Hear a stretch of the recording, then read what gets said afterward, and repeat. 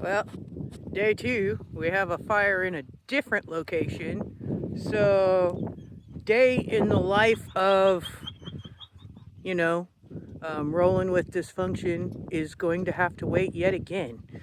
We will probably be moving out of the grasslands because that one's moving a little quick and a little bigger than the last one. So, yeah, welcome to van life. This is one of those things that a lot of the channels don't talk about is emergency readiness. Make sure that you have a plan in place.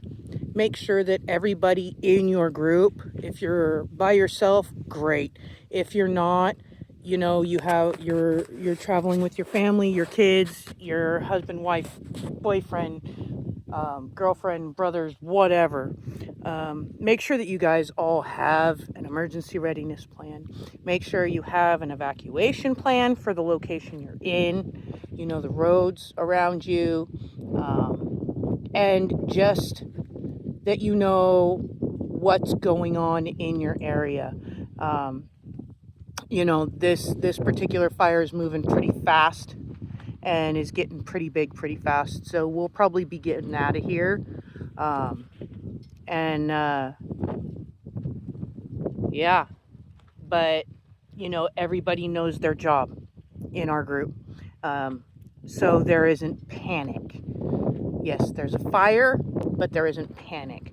So just to touch on that, make sure that that is part of your prep for van life, is knowing what to do in case of an emergency. Not just making sure you have enough water, or if there's an emergency in camp, but if there is a fire, what are you going to do if you have to pick up and evacuate? If there's a fire close by, we have an evacuation plan in case there is something closer. This fire is going to give us enough time to probably break down our entire camp. My daughter's job is to gather up the stuff for the dogs, gather up the waters, gather up the small things, and put them by the van so that I can load, and then to keep an eye on the fire and let me know if it's growing, if it's end wind direction.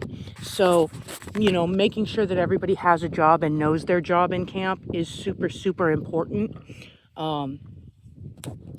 If it starts growing and getting closer and we are in the midst of breaking down, we have an order of breakdown, what's important to load, what's most important, what is less important, and then what is, just comfort stuff that we have that's out. And those things are super, super important to prioritize in reloading in an emergency situation. Know your environment, know what's going on, know what to take with you, and know how to get out. And I just wanted to touch on those things because not everybody thinks of that when you go into van life. It's just, hey, this sounds great. This is exciting. But this is the reality. We're camping on BLM. We're loving it. It's beautiful out here. It's gorgeous. But there's fire. Those things happen. It's summertime, it's beautiful, and fires happen. So make sure that you think of these things. Earthquakes happen. Downpours happen.